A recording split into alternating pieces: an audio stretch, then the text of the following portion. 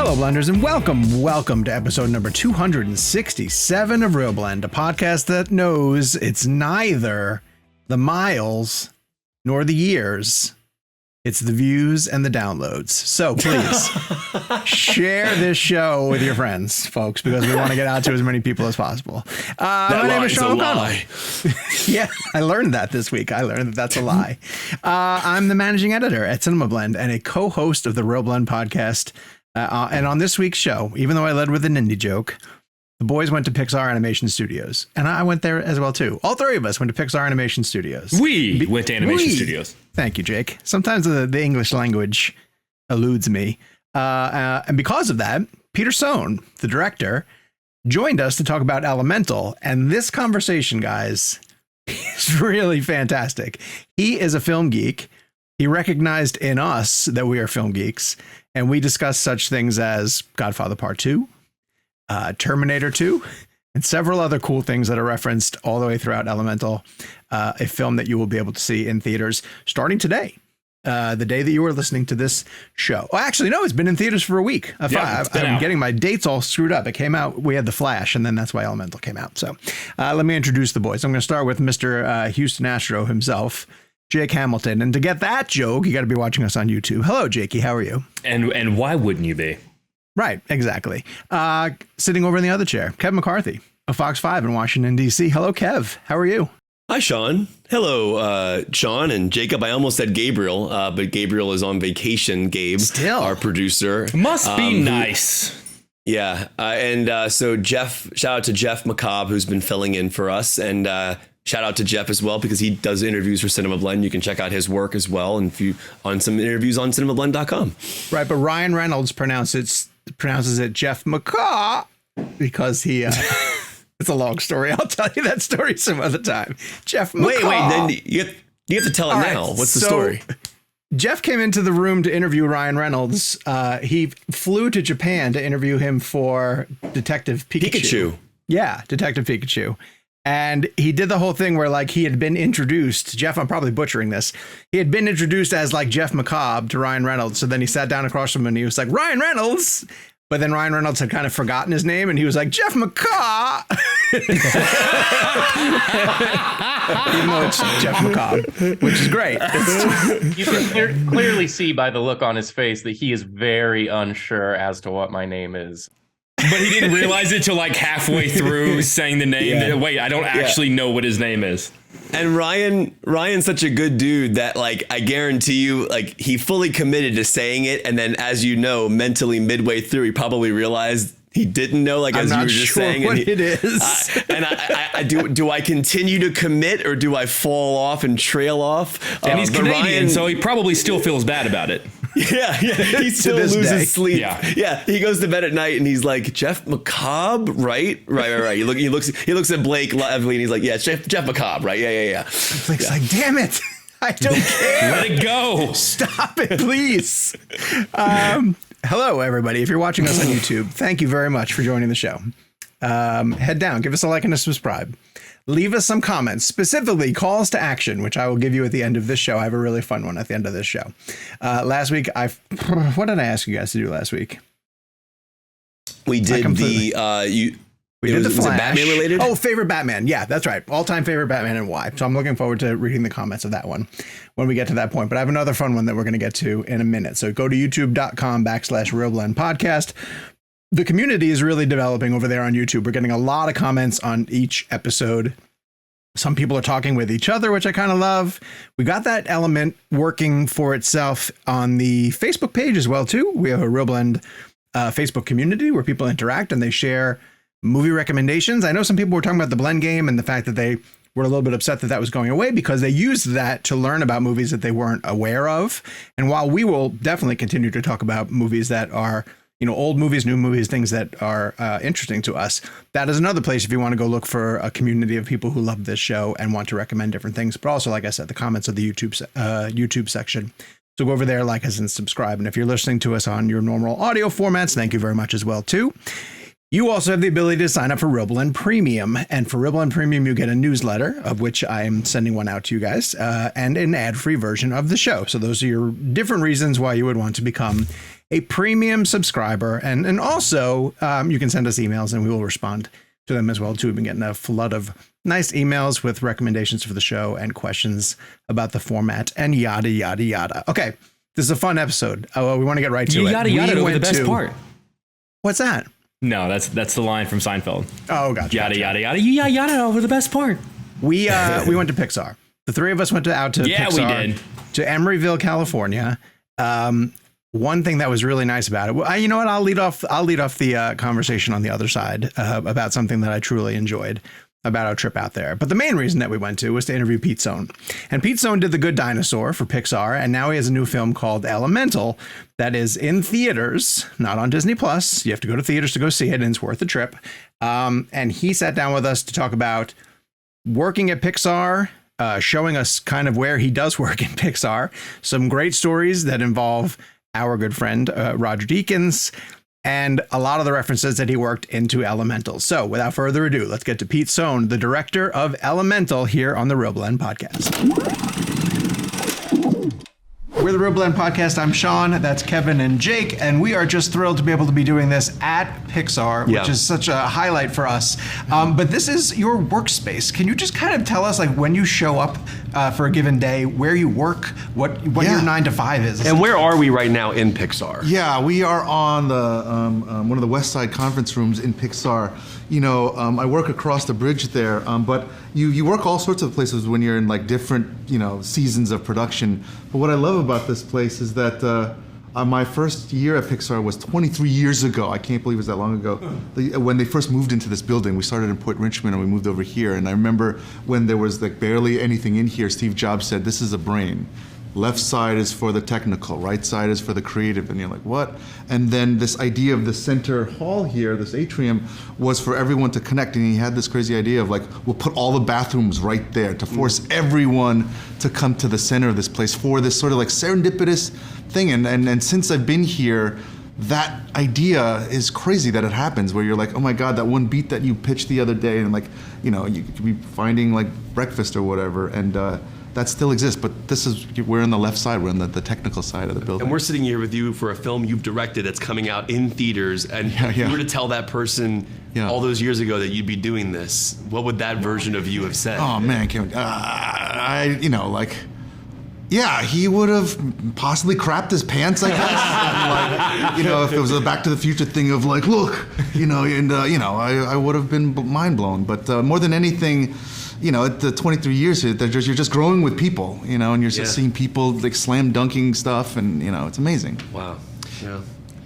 I whenever the movie began, and it begins as all great Pixar movies do, which is the lamp popping. One of my first thoughts was, God, it looks great. It looks so good, the lamp. And then I sort of paused and went, do they have to redo that every single time? So I am curious, for every Pixar movie, do the animators have to reanimate the lamp over and over again? No, but there have been milestones where they've had to re-render it to the fidelity of the next picture, and for this film, for Elemental, like so much of it is rendered in 4K, but they're already starting to talk about 8K, so at some point they're gonna have to re-render that lamp. That was animated by Pete Docter, our executive producer. Pete Docter did the original? That was his first, well, that's still his animation. Those are still the same Avars. I didn't know Pete Docter did that. Yeah. I mean, for people who don't, and Pete Docter directed Up, and he's like a brilliant filmmaker, but I didn't know he did.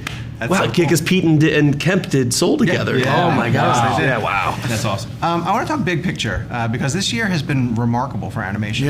And all different styles of it, from Super Mario Brothers to what audiences are experiencing with the Spider-Verse movie, and now coming up with what you guys are doing in Elemental, which it seems to me groundbreaking and truly remarkable. But what does it mean to you to see that kind of reaction to animation features again? It feels like this is a strong wave of audiences returning back to theaters to see animated features. It's so crazy that I'm old enough to say that there are these cycles that happen. Sure. When I started, it was just like nothing. There was only Disney when I first started, and then DreamWorks hit, and then this other cycle started coming again for 2D features. And then it happened again sometime in the middle there. But with this last season, I have felt this like pride because so many of the filmmakers you've worked with and you've grown up with, and you're seeing their personalities and their work, and the more of it that's out here, it just starts to broaden the audience's appetite. Like something like Spider-Verse, could we have done 20 years ago? Could any of those like themes been tackled? Like we're talking about immigration in ours. Could any of this stuff happen when like Little Mermaid first hit those theaters in the 90s? And so because of that breadth, I feel like, there's more point of views, and then the actual world of animation is just growing in terms of what the audience can eat. Like there's always like anime, that's only for Asia. Those are adult things. You can never do that here. But I just feel like we're getting there where it's just doesn't it make you wonder like where's it going to be in another 20 or 30 years? Yeah, like my brother always makes fun of me of like working in animation, like, don't you just push a button? Don't you just push some button and makes it all happen? How have you not made him understand what you do? No, but I mean, like with the advent of like AI, everything, like I feel like there's some future where it's like, we're getting to a place where AI could like, not make this movie. Not thematically. we all think about it at some point, like, how will this help us in the future? But you're always, it keeps widening and gets faster. And that brings me to my next question, because the whole point of our show, we created it, was to give the audiences the behind the scenes, and also to have them understand the process of all the artists that happen behind the camera and behind the frame of what you're seeing. Yeah. But animated films, and this is not like a groundbreaking thing to say, but have cinematographers. Yes. And you have 2 cinematographers on this film. Yeah. And I was wondering if you could just, I know it might be a loaded question to ask, if you can break down maybe how a shot operates, how lenses work in the digital world, how focus works in the digital world, because it's essentially like a camera in live action. It's just happening within a computer, but you're still choosing the 35 millimeter anamorphic, all these things, I would imagine. Can you talk about that a little bit? Yeah, absolutely. The 2 pieces are, of lighting and then layout. That's how it's broken down here. And David Bianchi, our layout head, has that sort of control of what the lens is and where we're moving the camera, where JC Kalash, our director of photography for the lighting, is bringing all what you would think, and I always, I'm not a technical person, but when I first got here, I always imagined, did you ever see those That's Entertainment documentaries where they would show like Busby Berkeley and like Berkeley and the camera, like these tanks in the 30s that would just move through, the dancers getting out of the way as they're moving the stage and everything like that. That is what's going on in the computer, but virtually. Like for every character, they're just filling it up. For every set has to be built. All the lights have to be put in. There's no actual thing holding it. They're just bright. They're just showing it. But it's the same idea of what we all love about the movies that they're going through. And WALL-E was the first one where they really sort of started to technically mimic what real lenses do. Interesting. Yeah, they had Roger Deakins come, and in this atrium here... Wait, what? Yeah, they did these lens tests where he was behind a Arri 35 out here. Wow. They gridded out the pattern on the ground here with tape, and they just started to see, what an anamorphic lens does. Roger Deakins, right out there. Right out there, Wow. for Andrew and Wally. Andrew Stanton, Yeah, because he knew that he wanted to mix live action into that, and so he was trying to figure out like what the differences were. So they were dealing with, so when you're saying Roger was dealing with like lens choices, again, that's kind of what I'm trying to get at with the audience here. Like, you're literally in the computer picking a lens like as a person would in real life. Like when Tarantino shoots The Hateful Eight on old school, like these lenses from Ben-Hur. Yes. But it's similar in a digital world where you can choose the style of lens to get that anamorphic look. Yeah, yes, exactly. And there are tricks like, like a standard 35. They can go 36.2 with here.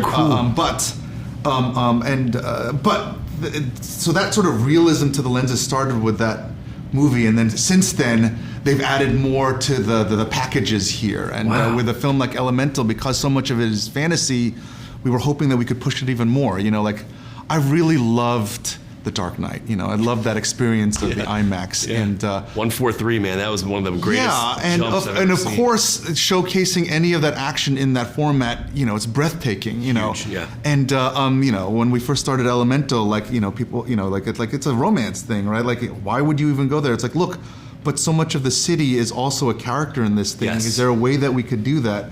And what an interesting challenge was, like, everyone said, no, go 239, but like, no, I really want to get intimate with these characters, and so let's do the 185. But could we take a piece of what we know of the IMAX camera, and we took the digital back of an IMAX camera and put that into a classic 185 setting. So meaning the width, some of the widths of our shots get a little bit wider, like an IMAX, but it not being an actual IMAX sort of lens. Because 1:8:5 is really, for people listening, it's a taller ratio. It's actually closer to the tallness what you're referring to. Spielberg always says that 1:8:5 is the truth ratio. Yeah. It's a ratio of like what does he know? Yeah. Well, it's like the real, like Fabelmans was shot 1:8:5. Yeah. So was Jaws. I think Jaws was 1:8:5. Or no, Jaws might be 2:9. No, that's 2:9. E.T. was 1:8:5. E.T. was 1:8:5. Yeah. And so he would always say like it was like the truth one, the truth aspect ratio. We told you this was a nerdy podcast. Yeah. But I mean, those were really inspirational movies for me. Like the idea of Empire of the Sun. There was this one shot when young Christopher, Talking about Christian Bale's Christian character. Bale. Was reaching out on this plane, and these sparks are shooting out from this plane, and this glory of this hymn going on. But that 1:8 frame is like moving in on this plane. And I remember the sparks coming into camera, going like, "Wait, how is this? How is he getting this effect?" And the intimacy of some of those shots. Anyways, and didn't Lightyear go 1:43? Yes. Yeah, I think they went full 1:43 on that. Yeah, boy, I really wish. Insane. It is, and like audiences didn't get a lot of it because like.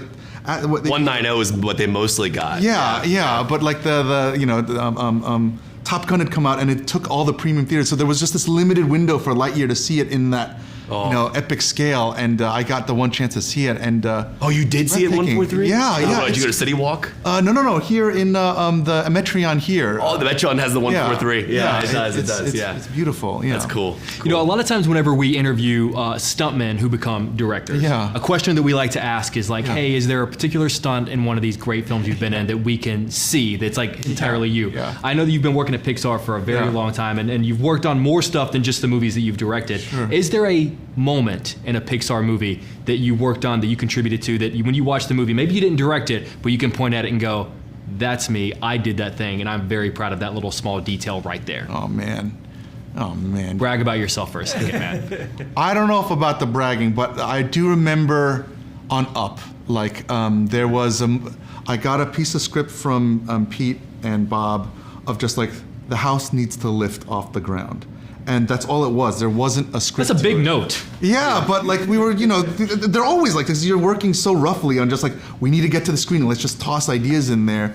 And I remember boarding this out of this idea of like balloons coming out of the back through the chimney. They couldn't do it in the computer, but all these little details that, like you're like 3 a.m. Are you hand boarding this out? Yeah, all by drawings. Okay. I wish I could show you these. You're just like, let's go. Yeah. But you just like go down and so you get that idea and you start hand drawing out like storyboard. Yes. Aspect. Yeah. Okay. Yeah. Right. And meaning they're hand drawn, but they're digital. So you're just drawing on a little digital display. Wow. And I remember, if we were in a house together that's rotating, like all of a sudden these shadows would slowly move. So you're like, oh yeah, what would happen to those shadows? And so you're just adding these details. And I remember pitching that to Pete and those guys. And I had this piece of music that like we're all hunched over something. And I remember just seeing their eyes wide at something. That I remember feeling really proud of, like, well, they're all connecting to these like silly images, but I remember that. Yeah, that's awesome. So cool. Yeah, and then you add Giacchino's score to that thing, and it's just like it's all over. Yeah. I want to get into a fun question because you guys winkingly refer to the clothing on your characters, Yes. where Wade throws a shirt up in the air, he walks through a fence, and he catches it again, and then the characters acknowledge something I was thinking the entire time, which is, why do we even have these? Is there a rule? Was there a rule book of sorts of things that caught fire in Element City, things that did not, and different reasons for it, or choices why you did certain things? Yeah, those rules got bent here and there for sure. But most of it was trying to support some amount of realism, but then when emotions take over, that's when I started bending certain things to support the emotion of what the characters were going. That moment that you're talking about, I really love, because you were talking about Cameron earlier, and that's a total homage to like one of my favorite moments in Terminator. T2. Oh my God, the bars. The bars and his hand or the gun goes the gun or whatever that is, and it's like, oh, they're the little details to make something feel real, even though that was all a digital character going. That little gun thing make go, that's a real liquid man. And so there's a T2 reference in Element. Yeah, but we were making a joke of it, saying like, why do we have these things in the city? We were talking earlier because ILM and everything. We were having it was a whole discussion. It was really cool. And but the rules, the whole opening of the film was meant to just set up the rules, because every time we didn't do it, everyone was confused of like, can they die? Do they go to the bathroom? Yeah, when water spills on them, do they wipe out? Oh, it just takes a chunk out of them. Oh, they can eat something and bring it back. That is hilarious. Oh, and the clothes, it's metal. You can hear the chain, but like the water person, like when she's holding like a brochure, shouldn't it burn up? We're trying to add metal sheen to just keep you logically in the movie in like. We call it like movie logic, and but this film has been full of times where you show this to the Pixar audience and there are these notes of like, look, all I kept thinking about through that whole scene, she's holding a cardboard box. That box should be on fire, and you're like, okay, like. So much of the time you're just moving fast enough to trying to go like, okay, make the box metal. You guys do that? Like you show it to sort of in progress to get notes like that? Yeah, we show it to everyone here. One of my favorite things about this place is that, an idea can come from anywhere, and as long as it's about plussing something. And so we show the films to the whole studio, and we get a lot of notes. And you filter through them, and there are notes like that come out all the time, for sure. One thing I've always found fascinating about Pixar films, obviously, is the short that plays before it. Yeah. But there's a tonal aspect that happens with that short that then leaves the audience in a certain state of emotion that then they enter your movie from watching that. And I'm just curious, as a filmmaker, how aware you are of what short will be placed before your film, because obviously you mentioned Pete Docter. Yes. This is kind of an up aspect to it, and a continuation of that. But I was just curious, like how that affects the tone of your film and how you think about what that movie's going to leave the audience feeling before they enter your world. Yeah, it's a great question. That was a much later decision, meaning I didn't know that was going to be attached. I didn't even know they were making that short at that time. Can we say what it is? Are we allowed to? Yeah, Carl's Date. Okay, yeah, cool. for sure. All right. Yeah, and it's a sequel to Up, essentially. But when I finally got to see it, we were still finishing our film, and I thought it was, what a great connection to it because of the tone. What's ironic for me was that the first short I got to make was Partly Cloudy, which was attached to Up. And so there's this weird like full circle thing that. Oh, so now, That's so your awesome. short is an ups. That's cool. So cool. But I don't know if they did that purposely, because that was a Pete decision. I had no idea. But I was just like, oh wow, that was one of my favorite experiences here, making that.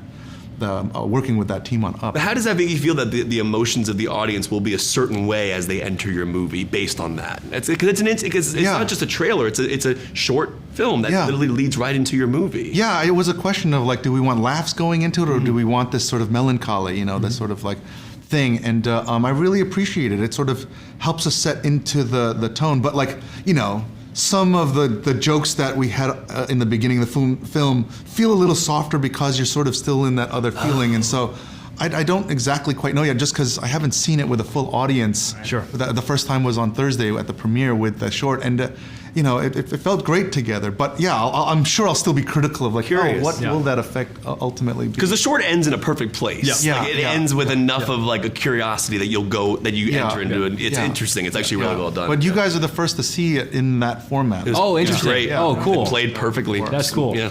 A great Pixar tradition is sprinkling a little Easter egg for what the next film is going to be. And oftentimes it takes that movie coming out for us to even realize what it is. Yes. I am curious as to what the conversation is like with that next group of filmmakers. Like, hey, what's something from your movie that we can hide somewhere in ours? Like, is that like a full-blown meeting where you guys have to decide? Is it a fun sort of random? Like, how does that work exactly? It starts as emails, and then ideas are tossed back and forth, and then it goes into all the other departments.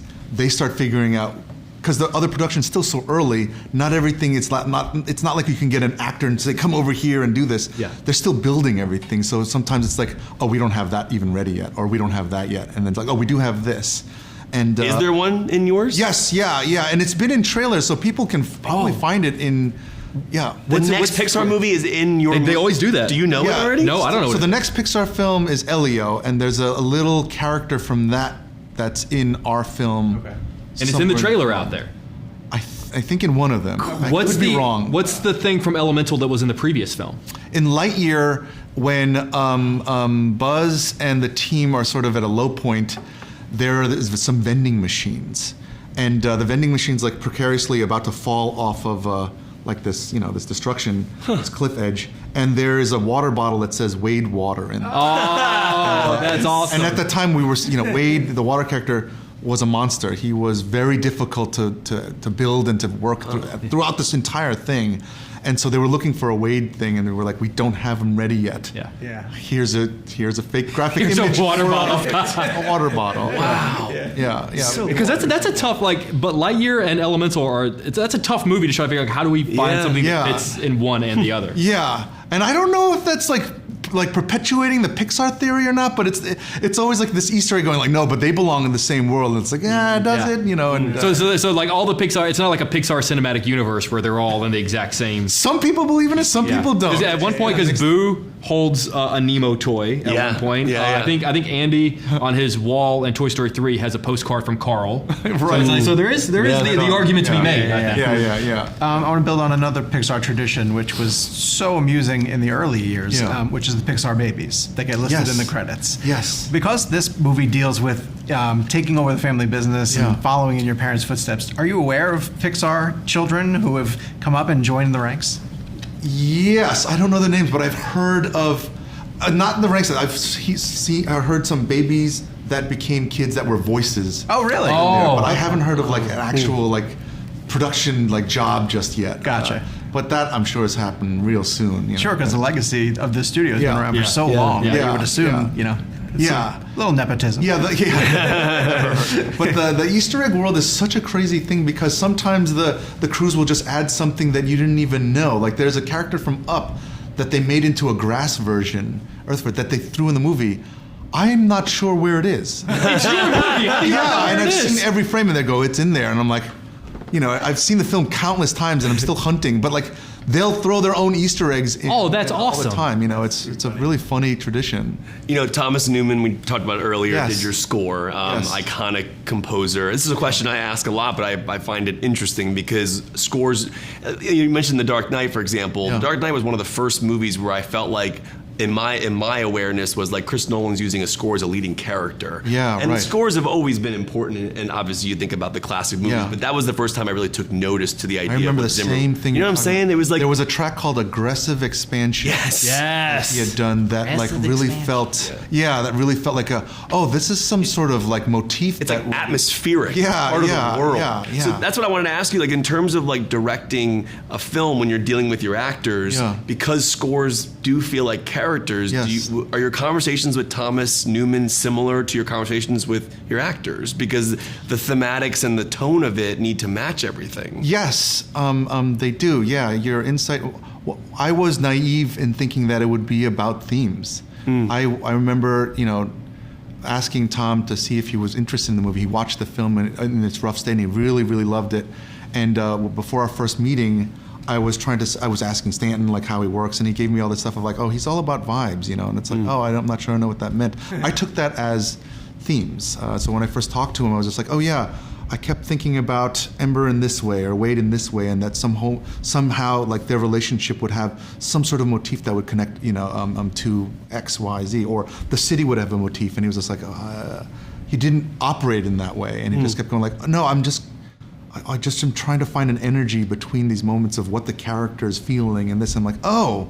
And then immediately we started having conversations in that way, as you would with a performer, about like, oh, right, this motivation of why Ember steps into this water in this bubble moment in the film of like, I remember that was one of the first pieces that he had done where it was like, you know, and his was like, all I feel about this is just trust. And I'm like, yeah, that's what we talked about with Leah about like, look, you're trusting this guy to step into death here. And, but it was the same with Thomas, and then he would play music that just felt like trust, and you're like, whoa, how did you do that? How do you capture that feeling in that way? Yeah. Is that? I mean, it had to be a big thing for you to be able to have him score your film like that. I mean, like that must have been. Oh my God, I was sweating bricks every meeting with this guy because I had so much respect for him, and I would couch my conversations like, Tom, I'm coming from a place of like extreme fandom here. Yeah. Like so many. The fact that you can call him Tom is pretty awesome. I did not in the beginning. Just so you know, I was very respectful, Mr. Newman. You know, and I should be more respectful now. But I just mean, you know, like so much of the score of his work I used as temporary score for the film. This is something fascinating. I want our audience to understand. Like filmmakers put temp scores on these movies, and what's interesting about it is you probably get attached to the way the temp score helps you feel in that moment. Can you talk about some of the classic Toy Story themes or the classic Pixar themes you use as temp? Yeah, there was music from Aaron Brockovich that Tom had done. Really? Yeah, that we used for a couple moments. There's moments from Exotic Marigold that he had done that sort of set up our family in the beginning. There were pieces from Little Women that he had done. Wow. There were so many. Did you Road to Perdition?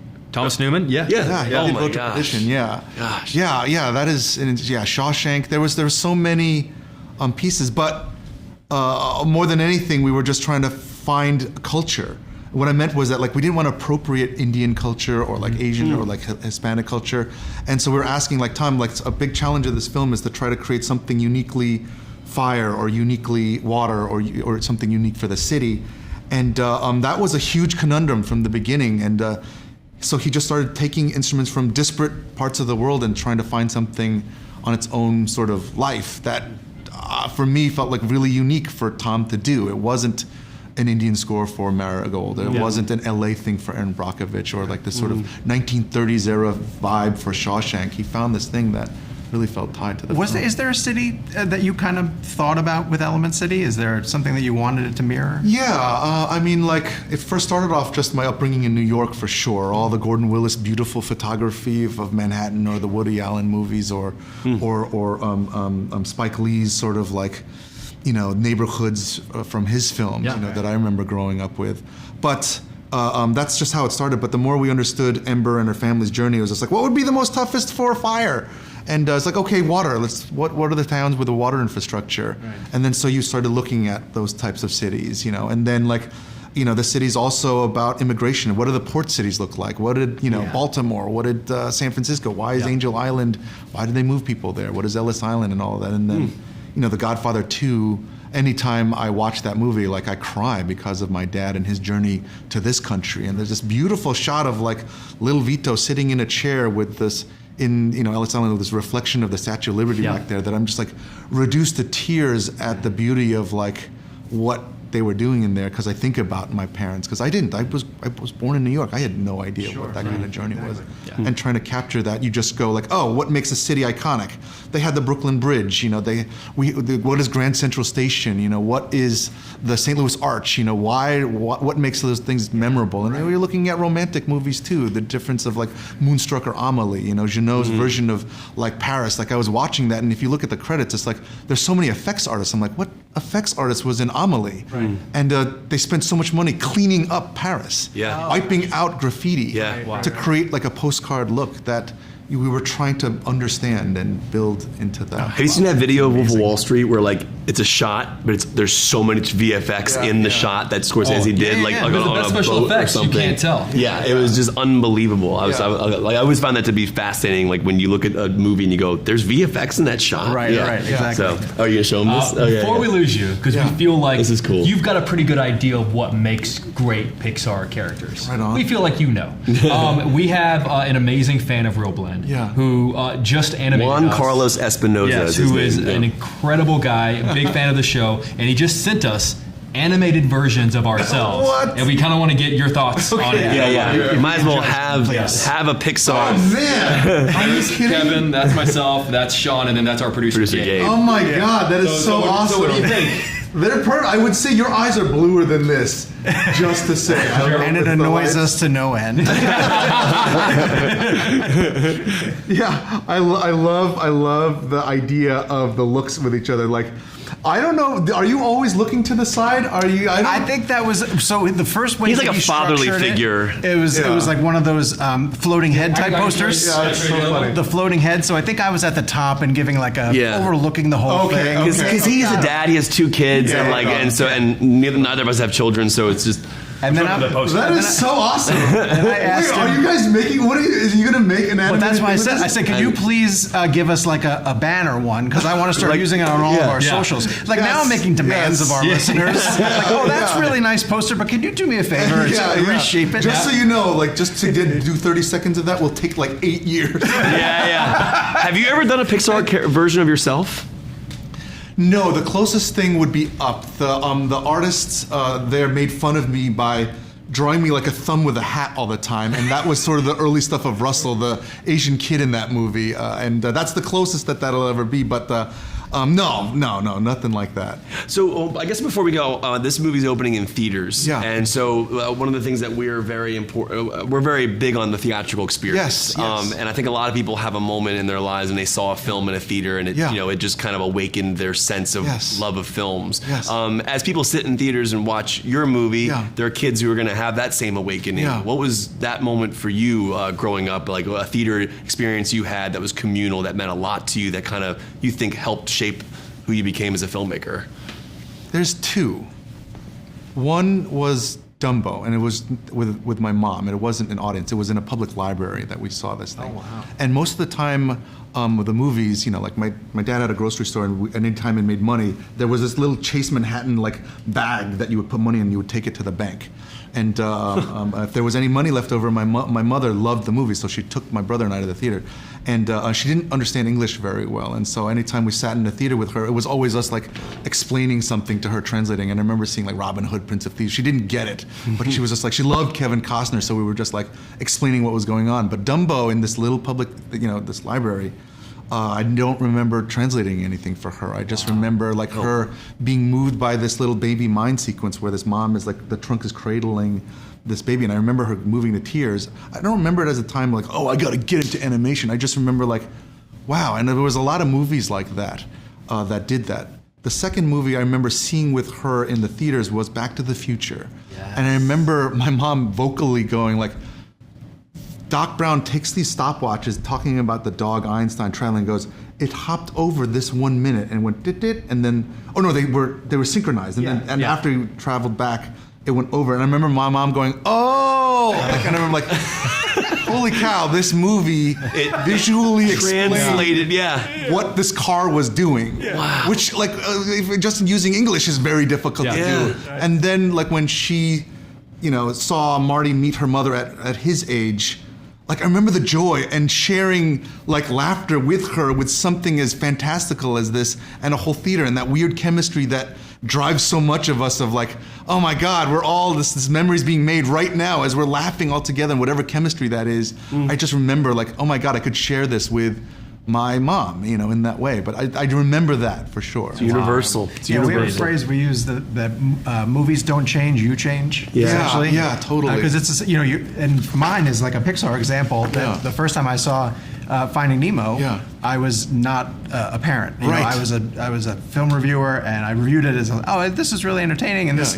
And then between the time it was in theaters and the time it came to home video, my wife and I found out we were going to have a child. Oh wow! And then the second time I watched it, exact same movie. Yeah. But I was like, you got to become this is a whole nother show. I'm now on another level, basically. Yeah, that's so awesome. So we love hearing stories about that, like these influences in filmmakers that we get a chance to talk to. Peter, we're so happy to have you on the show. It's been an honor, man. It's been an honor for me, you guys. This is really great. You guys are awesome. Dude, sincerely, the tribal movie love is for real, and it's just a real special thing. Thank you. We want to get you back on and go through more of the nuts and bolts of things. Anytime you want to come on, we'd love to have you on. Sure. Co-host with us one day, man. That'd be awesome. Thank you.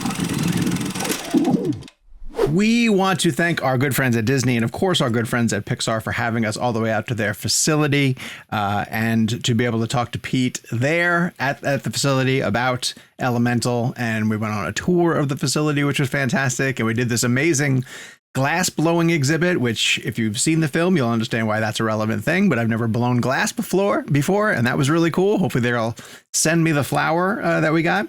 But one thing I want to talk about, which was truly special for this junket, is that the three of us haven't been in a strange city in a really long time.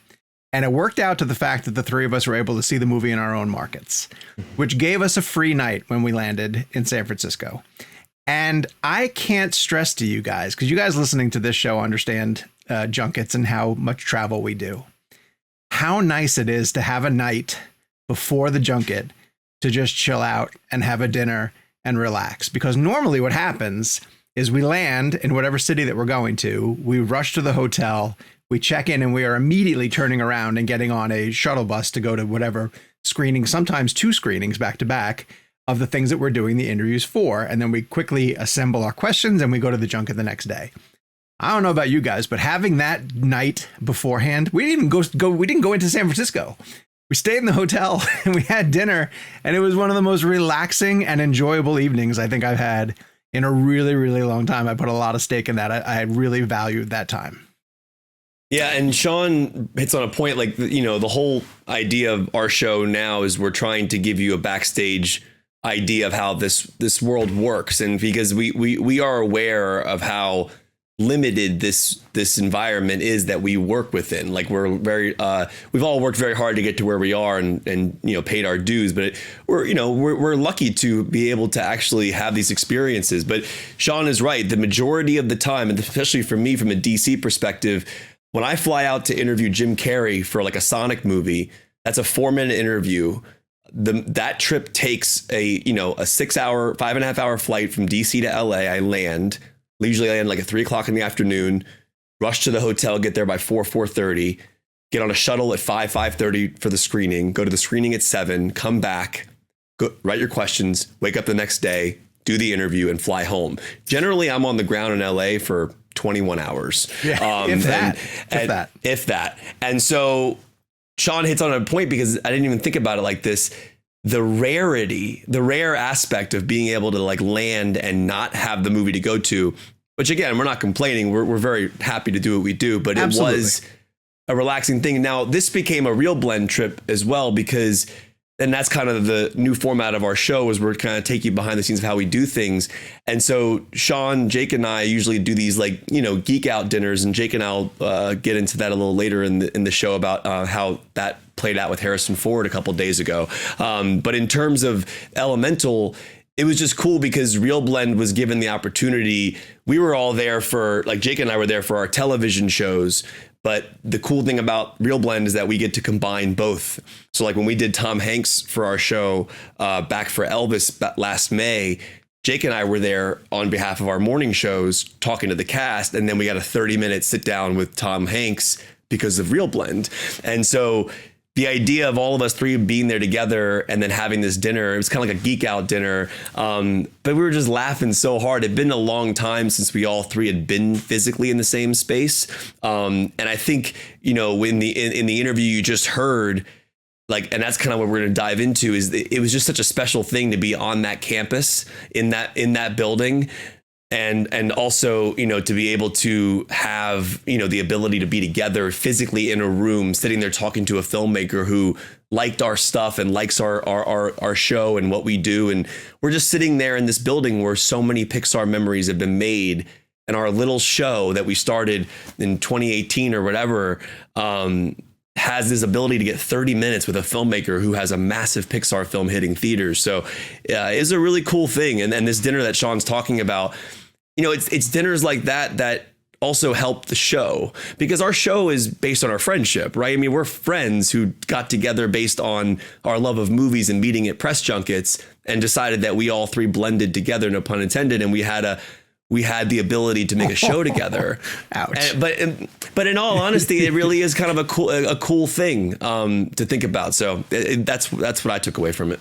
Yeah. Well, I think we also too, we talk so often about how interviews are so much better in person, you know, because of the pandemic. We've sort of been in this hybrid world where we do a lot of interviews via Zoom from our home. And that's fine, because quite honestly, like, there are not a lot of projects that are worth me doing an 8-hour round trip to LA to talk with an actor for 4 minutes.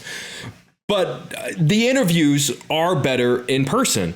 But that's not the only thing. Like, not to sound like a fucking Hallmark card or whatever, but like, friendship is better in person. The four of us see each other via Zoom every week, but there's absolutely nothing that can come close to or capture what happened with us sitting at that table in San Francisco. You just can't. You can't do that via Zoom. And not just that too, but crying, laughing. Like, I haven't laughed that hard.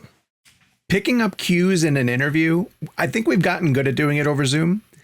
But in the moment, like when we are in a conversation, I don't feel anything like that until we're doing it in person. And with Pete, to talk about Pete for a minute, when we sat down with him, he kind of, again, Jake talks about this a lot of times, where if the person gets us all individually and then we come into a room as a threesome and then they sort of look at us like, oh, all right, you know, this makes sense. I totally get where you're coming from, because we all asked him specific things about the movie. And then he shares right off the bat this thing about how he had friends in high school who they kind of, went off on their own, talked about film incessantly.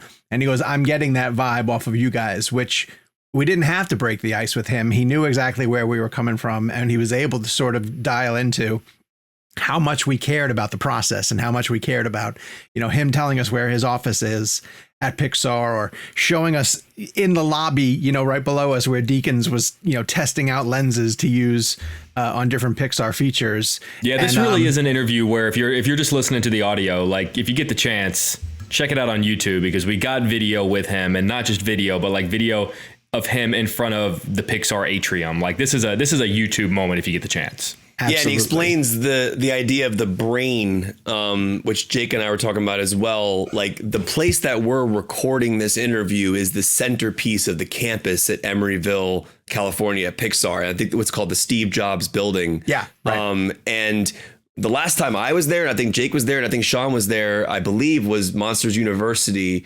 About 10 years ago, over 10 years ago, where we interviewed like Billy Crystal and the cast in the same rooms that we were talking to the cast for Elemental, but we hadn't physically been to the Pixar space in a long time.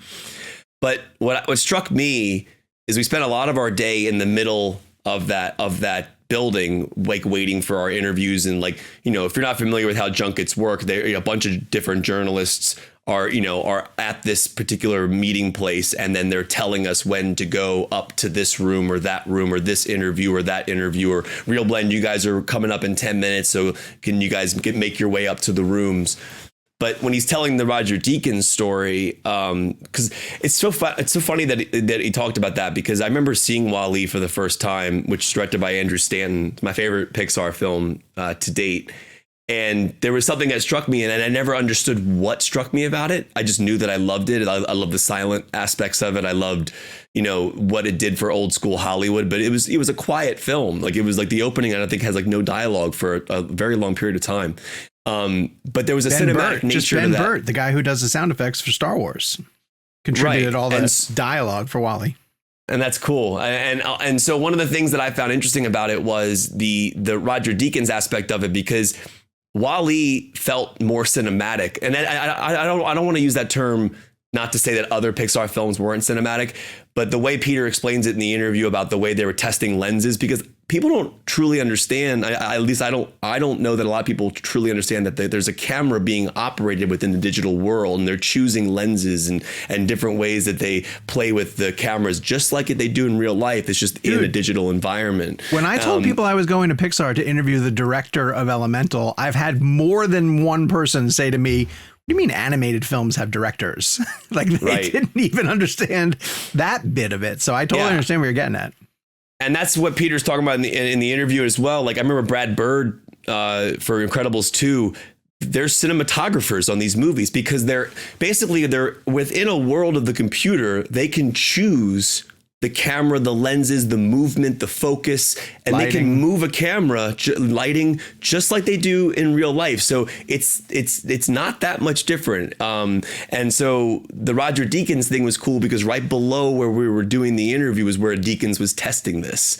So the entire day that we're spending in the middle of this atrium, like drinking coffee or waiting for our interviews, is where Deakins was apparently testing the idea for lenses or whatever he was doing to because I think Deakins was a consultant, right? Is that what he said? A consultant on WALL-E. Yeah. So it's just really kind of a surreal thing to be sitting in that environment. Plus, every one of us has been touched by Pixar over the years in a way, touched emotionally by Pixar, because every one of us has a tie to Pixar when we saw it for the first time, what it meant to us. And I think it truly is amazing to have been sitting in that place and all the cinema that's come from there. In particular, has a special vibe to it. Like even if I'm just killing time working in that lobby, I feel like I'm doing something special. And they go out of their way to kind of decorate it. There is a watercolor painting that is in the cafeteria area that they swap out every once in a while. I can't think of what has been there other times. This time Toy Story 3 used to be there. Well, I want to tell about that one because currently right now it's Ratatouille. Right. And he is on top of a glass ceiling looking into a kitchen. And you see the chefs working and he's kind of like looking at them. wishing that he was part of the process. But the Toy Story 3 one that Jake mentions is one that when I saw it for the very first time going to Pixar, I couldn't believe that it was there, because it's the shot over the shoulder of Woody and Buzz as Andy's driving away at the end of Toy Story 3. And I thought, I want to hang that in my house. Like that because is such so an many studios portrait. that we've been to, if you go to director's office or producer's office or whatever the case may be, it's usually just framed posters, which like there's nothing wrong with that. Like if you've got a string of blockbuster hits over the course of your filmography, awesome. Like frame a poster, that's, brag about it.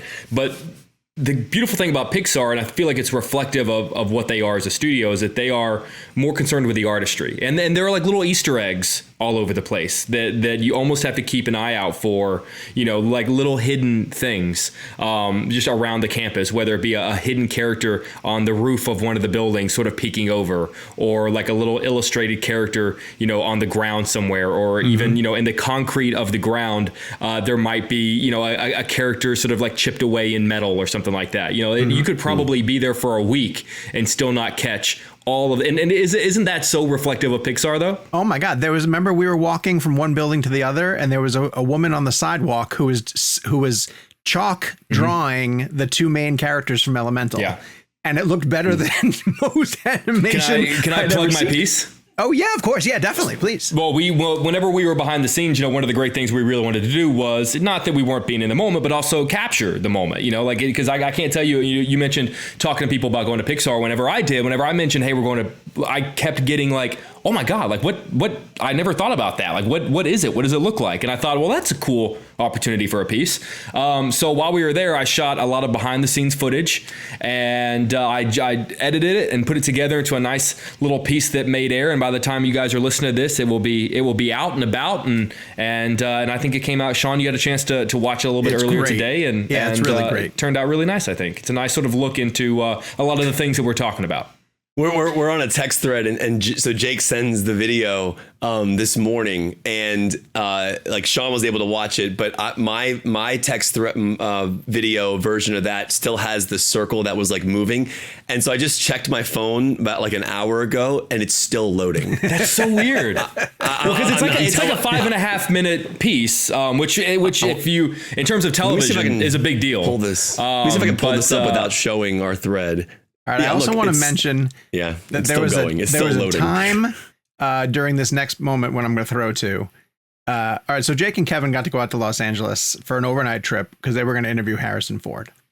And the text thread was still very, very active with multiple topics. And at one point, I knew the two of them were sitting across from each other, yet we were all still communicating in the text thread. And I wanted to say, you guys should just talk to each other. You guys are right there with each other. You just talk. We were literally sitting across from each other, and we were still texting the thread as if we were in separate places. All right. So I want you guys to explain this, because the Indiana Jones junket is it was a 3-day event. And you had the ability to do it virtual. And I think you guys did some of it virtual before you even went out there. Oh, you didn't do any virtual? No, you didn't do anything on that Monday? Everyone in person. All right. So, Jake, I know you debated back and forth about, whether this was a trip that was going to take you out there, because you had a lot of travel. You were just coming back from Pixar. You were about to go on another massive trip. But for some reason, this just wasn't one you could pass up. Yeah. I mean, these days, we often try to predict in advance whether or not a junket is going to be in person or virtual. And I can't say we always care. There are some that are just, hey, like, okay, like it would have been cool to do that in person, but it's virtual. It is what it is. There are some that are in person that we go, it would be great to do this virtually. I don't really want to get on a plane for this. Name names. Tell us who. I refuse. I specifically will not. And just to step in for 1 second, I want to clarify, because Jake's not coming from a jaded perspective of like, I don't want to fly out. Because I think, one thing that we discuss sometimes as a group is that there are things we can complain about or talk about in this job that if you said it to somebody else who didn't understand what you do, they would be like, what is wrong with you? You have you're the coolest job in the world. Why are you? And there's no complaining. What Jake's referring to, though, is as we get older. I mean, I turn 40 next year. Sean turns 90 next year. Getting up there. Jake's 35. But there is at least for me and for Jake, and for Sean, like the flights and the time, it does take a toll on your body, your physical 100%. And your mental health. And one thing the pandemic changed was the junkets moving to virtual. Now we're living in more of a hybrid world. So you are getting an invite for a junket, let's say, like I'll give a great example. Jake and I did 2 junkets this week virtually that we could have gone to in person, but we couldn't go to in person because we had to be on our TV shows. And it was Asteroid City and Extraction 2, because we were already going to be gone for Indy and we're going to be missing that day of show. We couldn't justify to our bosses that we would also be gone Monday and Tuesday for Asteroid City and Extraction 2. Because my bosses were like, no, you need to be here. If you're going to be gone Wednesday, we need you here Monday, Tuesday. And so when an invite comes up for an in-person interview or a virtual interview, it's nice to be able to make the decision now and say, okay, this is one that my station wants me to fly for. This is one that they think I should just do virtual. It's nothing to do with a jaded sense of like, oh, that person or this movie's not worth it. It's just a timing thing. I think people listening to this show understand that. If they've made it this far into this program. I totally get that. I just find it frustrating. Sometimes it's about whether or not this movie is worth it. Well, sometimes it has nothing to do with my schedule, and it's just I'm not getting on a plane for that. Well, I mean, like for example, come on, like no, I mean, there have been junkets that I've gotten that were offered in person that just didn't justify the time frame to fly out and sit there for 4 minutes. So, we were presented with the option for Indy, without getting into the weeds, of doing it virtually or doing it in person. And there are some junkets, some interviews that we refer to as like a legacy interview, or the idea of you're not junketing a film, you're junketing a franchise, you're junketing a character. And, look, we've interviewed Harrison Ford virtually. We've interviewed him in person many times. We're very fortunate that way.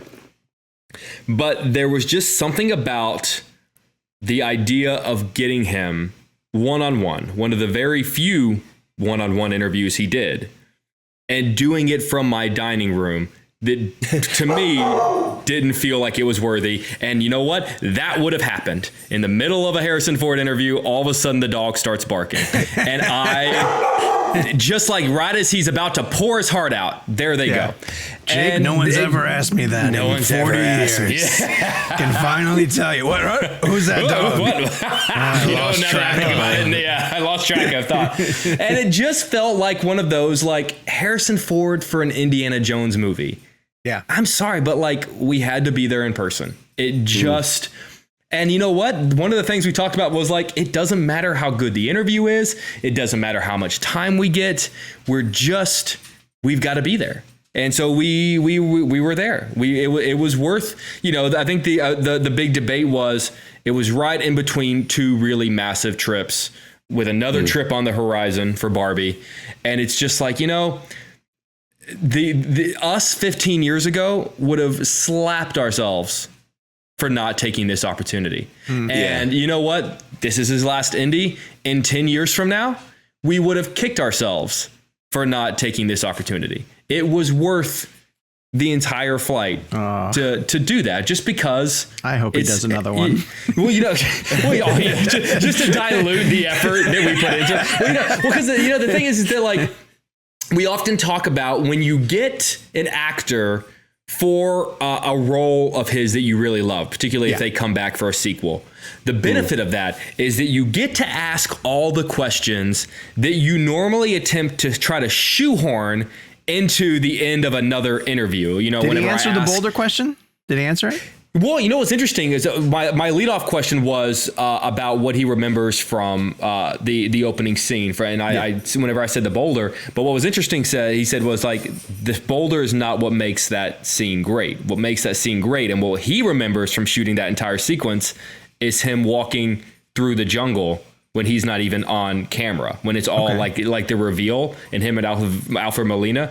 And he said he still remembers Spielberg, because remember, it's whenever he turns around and Spielberg pushes in on his face, and that's the first time we see. He says that is what he remembers most out of that entire sequence, not the boulder. Wow. which I thought was Because I want interesting. to also break in and say that, like, we've all interviewed Harrison Ford enough times that when the three of us were talking questions, he is one of those people that you have to be prepared for him to play the I just play what's on the page, kid, you know, like, and not get sentimental, even though we'd been hearing that he was getting sentimental on this indie tour. And it seems like from everything I'm seeing from these rooms and from what you guys are telling me that he was open and willing to go down those roads, which is great. Yeah. Dude, whenever I walked in, I mean, this is such a 1-2 punch of who he is. I just said, man, I fucking love Indiana Jones, and he just, well, sit the fuck down and tell me about it. Like, I was just like, okay, this is gonna go well. But to your point, and I think, you know, one of the things we talked about, and Kevin and I prepared ourselves for this going in, is you almost have to be prepared. And this only comes from having the privilege of interviewing him as much times as we have, as many times as we have. You have to be prepared to push him a little bit. Yeah. Because I asked him a question about why Han Solo should die, but why Indiana Jones should live forever. Okay. And his initial response was, I feel like I'm getting ready to give you a glib answer. Okay. Oh. And I said, I love a glib answer. And he goes, well, you'll have to come up with one. And then I go, okay, but then we kind of laugh for a second, and I go, but no, like I'm gonna hold you to that. Like, really, what is? And then he ended up giving me my favorite answer of the entire interview. Okay. About why, in our minds, Indiana Jones should always be riding off into the sunset. And for that answer, folks, you can go to youtube.com/Jake's Takes. I really got to get it edited before this thing gets posted. Yeah, and Kevin, how was your experience? This was really special. So we've talked about this in the show before, so I won't go into so much detail. But Jake and I met in 2010 in DC at a junket for the movie Salt. And I remember meeting Jake very specifically in the theater at Regal Gallery Place in Chinatown. I lived here, so I didn't go to like the junket events, but that was my introduction really kind of to a lot of people who do press junkets. I didn't know. I was 5 years. I'm dying to know how this is going to trace back to Indy. He's about to take you on a 4-hour story that's going to cover the 13-year journey of our friendship. Well, no, because 5 years prior to Jake and I meeting, I was just doing radio stuff, so I wasn't doing television. The reason I'm telling this story is because Jake and I immediately connected. We realized that we had similar passion for what we do and similar passion for movies. And I remember in 2011, I believe it was, when Spielberg was releasing The Adventures of Tintin. I had done this situation where Spielberg was doing back-to-back junkets. He was filming Lincoln, and Warhorse was junketing one weekend, and then Tintin was junketing the next weekend. And I remember Jake and I going to the Tintin junket together. We got out of the screening, and we were like, man, we should like go over our questions. We're interviewing Steven Spielberg tomorrow. This is absolutely insane. And I'm pretty sure, Jake, if I'm not wrong, that might have been the first official Geek Out dinner we ever did. It absolutely was. And so we came up with a concept called a Geek Out dinner, which was basically where Jake and I would sit across from each other and pretend like we were the person we were interviewing. So in this situation, I would pretend he was Spielberg and I would ask him questions. The reason I'm telling this story is because that was 2011. Yesterday, or 2 days ago, when we flew to Los Angeles to interview Harrison Ford, you're listening to this a week later, so that's why the time frame might sound a little strange. Jake and I continued that tradition. Now think about how many years later that is, 12 years later or so. And Jake and I are still doing that. And I think that just goes to show you that, we get older, but we also are still kids at heart. I think, I find, Jake and I were very adamant. We landed the same time. We grabbed an Uber together. We specifically went to our hotel, got to a dinner place, sat down at the table, and did our questions. We actually did a pre-Geek Out dinner session in the Uber ride. So whoever that driver was probably heard our questions. Are we allowed to say that Olivia Colman was an honorary part of our Geek Out dinner? Yeah, Olivia Colman was sitting to the left of us because again, this is what our show is. So we'll tell you. So Secret Invasion was junketing at the same time as Indy, and they're both Disney properties. So they were both junketing at the exact same hotel. So at any minute, I ended up working out in the gym with Boyd Holbrook the next morning, and then I ran into Ben Mendelsohn. Boyd Holbrook? Yeah. Well, then I ran into Ben Mendelsohn in the elevator, and it's funny because I interviewed Ben Mendelsohn today, and he was like, "Dude, I just saw you yesterday in LA. Why are you virtual?" Nicest I'm like, dude, by the way. Yeah. So anyways, the point I'm making is that like this was very special to Jake and I. We both had virtual opportunities for this. We both chose to fly in for it. Anybody, I think, would. And Jake and I continued a 12-year tradition. We've done these for multiple films, but some of the more highlight ones that I remember specifically was Spielberg for Tintin. We did Oprah for Leah Daniels, The Butler. We did one for One Direction when we did all the cast of One Direction, because that was a big one. And at the time, they were huge. And so this has become a tradition. So now the Geek Out Dinner has translated to our show with ReelBlend, which was kind of what we did in San Francisco the night before Pixar. But like Tom Hanks, for example, for Elvis for Memphis, we did a Geek Out session before that. So it's become a ReelBlend thing now too. But to Jake's point, it was really special to be able to sit there with him in person, to shake his hand, to talk about what he was sitting next to a fedora and a whip. He was sitting next to it, like in any other interview with Harrison Ford, if he had said the word fedora, you'd be like, dude, he kind of brought up Indiana Jones in my interview. Like, you would kill for it. So Jake brings up a good point. Like you have to think about this. So we've interviewed Harrison Ford multiple times over the years, but like before we got him for 1923, and this is a great example of a 4-minute interview you have for a TV show. But at the same time, the new Indy trailer had just dropped, and we were like, how do you not bring up Indiana Jones to him in a 1923 interview? But when you're sitting across from Harrison Ford for an Indy film, and the fedora and the whip are sitting right to the right of him, you have free. Like when I did Force Awakens, for Star Wars Force Awakens, I hadn't seen the film, so I just went into that room and just did it as if I was talking to him for New Hope and Return of the Jedi and Empire Strikes Back. And then you just dive into all the things you want to know. How do you do the carbonite scene? What was it like walking on the Falcon again with Chewie, and difference between then and now? And so it was a really cool thing. So I just shout out to our friendship, because Jake and I, we take it very seriously. We landed, we did it. And the next morning we did it. We ran over our questions again. We rewrote them. I mean, we rewrite our questions a million times. And then Jake and I are in this hallway, right? Waiting for these interviews to start. You have to imagine, it's still crazy to see Harrison Ford walk through a hallway. It just really is. And so this was when a really he walks, cool experience. He puts one leg in front of the other. It's true. These are the rumors. Yeah. Now, people are probably wondering if they've gotten to this stage in the interview, and they might be saying to themselves, now, Sean, why didn't you go? Never once crossed my mind, if I'm being honest with you. Sean, how come you weren't there for this Geek Out Dinner and this opportunity, this once in a lifetime opportunity to interview Harrison Ford solo, one-on-one? Where were you? For an Indiana Jones movie, right? Because you listen to these guys talk about it, and it truly sounds like it's something magnificent, historic, even, I would almost say. And the reason I didn't get to go there's your is, answer. Yeah, the reason the reason I didn't get to go is because I wasn't invited.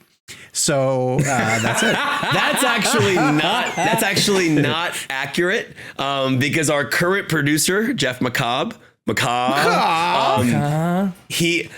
So again, a little more behind the scenes stuff. CinemaBlend as an outlet gets invited to so many things, and they have LA correspondents. So Sean's in North Carolina. And so Jeff is out in LA. So when something like this comes up and Sean can't travel, they have correspondents on the ground and people who can actually go. So not only did Jeff get this interview, Jeff did 2 interviews with Harrison Ford for Indiana Jones, one for AMC and one for CinemaBlend. They were both 6 minutes each. And he got Harrison with James Mangold, and he got Harrison with Phoebe Waller-Bridge. You guys think you're special, but Jeff did them twice. Jeff got it twice. And I'll tell you, let me tell you how many times that I got to do them. Close your eyes. What do you see? Nothing. I see a big 0. It was almost like that time when Kevin asked him for a picture on his birthday. Oh, no. The greatest story ever. Yeah. But the thing is that like as crazy as that story is, A testament to the fact that, you know, one of my favorite quotes is a Tom Hanks interview that goes viral every 3 months or so. The phrase, "This too shall pass." You know, if you're feeling super low in your life, you're feeling like you can't figure it out, you don't have the answers, this too shall pass. You feel like you got the world in the palm of your hand, you know all the answers, you got everything figured out, this too shall pass. Do this job long enough, every ebb becomes a flow, every flow becomes an ebb. Oh, yeah. Kevin has a great story about how on his birthday, Harrison Ford shut him down for a picture. And yet he also has, because, you know, an ebb became a flow, he also has a great picture with Harrison Ford. Right. Because with enough time. My favorite Tom Hanks quote is, "We make this shit up, guys." That's my favorite. We make this shit up. And in Ford's defense, so what they're telling a story about is the movie 42. I think that I remember the day being a little delayed, and Ford wasn't mean about it. It was actually like the publicist stepped in and said we don't have time. But it was my birthday, so I kind of said, "Hey, it's my birthday." It also didn't help. We were all like, "Dude, totally, yeah, you totally got to ask him. It's your birthday. Of course he's gonna say yes." But I like Jake said. So that day, I was putting together a 50th birthday video for my dad. I think I spent like 4 months getting different actors to like shout out to my dad, and people were doing like really long, like Matt Damon and Schwarzenegger and all these guys did like really great, because you have to imagine like with my folks, it's got to be really big actors for them to know who it is. Like I can't get like Mads Mikkelsen to do it for my dad. My dad, you know. So I got Harrison Ford. And so I got all these great actors doing these really great messages for my dad. And then it cuts to Harrison Ford and he just goes, "Happy birthday, Keith." But honestly, that's so perfectly Harrison That's Ford. him. That's so him. Yeah. So and honestly, I do got to say, and I know we got to wrap up. Harrison Ford was so nice to Jake and I yesterday. Yes. And he's actually always been very cool, very respectful. He's just Harrison Ford. We fan out because we're nerding out about and mythologizing these characters of his. But in all honesty, like, you know, he's an actor who takes on characters. He doesn't get, you know, built up like we do about Han Solo, who shot first, and all these things. So you got to approach Harrison Ford. He's 80 something years old. So you got to approach him from a level of an actor and his craft. I think Hanks is the same way. Hanks is a very craft driven actor who likes to talk about craft and little details about performance. And so, yeah, shout out to Harrison Ford. He's, you know, in all honesty, over the years, like he's been a very respectful, nice guy. Well, Someone tweeted me yesterday asking like, "Hey, is Harrison Ford a jerk in person?" And I go, "No, like he doesn't suffer fools. But if like I've never felt like he wasn't being as respectful to me as you know, and whenever like our interview was over, I kind of ended with just sort of like just kind of telling him what Indy meant to me, and did it without being overly sentimental because you don't want to scare him away. But like he said some very nice things whenever it was over, and I'll always appreciate that. Well, listen, I gotta go see Kingdom of the Crystal, whatever it's called. What's Jeez, the you new haven't one? even seen it yet? No wonder Dial you of didn't get Destiny? invited. I gotta go. Dial of Destiny, the dial bar of soap shared by Destiny's Child. So here's your call out. This is what I want you guys to give us in the comments down below. In honor of the fact that ReelBlend went to Pixar, I want you guys to tell me which Pixar character do you associate with the ReelBlend boys? If you had to pick a Pixar character that matches Sean, you're definitely that receptionist from Monsters, Inc. Oh, that's interesting. Mike Wazowski. I have a feeling I'm going to get a lot of the dude from Up. I feel like I'm going to get a lot of Carls. I feel like people are going to give me the dog from Up. Oh, that's possible. I could see that. Yeah. Well, get creative, people. Tell us. Am I the fire from Inside Out? You wish you were the fire from Inside Out. Wait, there's you a guys fire make in me the Inside fire. Out? No, yeah. Oh, the angry person? Yeah. The angry guy? Yeah. I don't want to hear what you guys think. Which Pixar character do you associate with the ReelBlend boys? Let us know in the comments down below. In the meantime, follow us on social media. We are at Jake's Takes, at Kevin McCarthy TV, at Sean_O'Connell, at Gabe Kovac, and at ReelBlend. We have some really exciting interviews in the hopper. Some we can't talk about, some that aren't confirmed just yet. But our fingers, Hopper's another one. Hopper's from A Bug's Life. Yeah. Oh yeah. I didn't mean to do that. That was a mistake. We'll see you guys next week. Barbie. Oppenheimer, the man who moved the earth.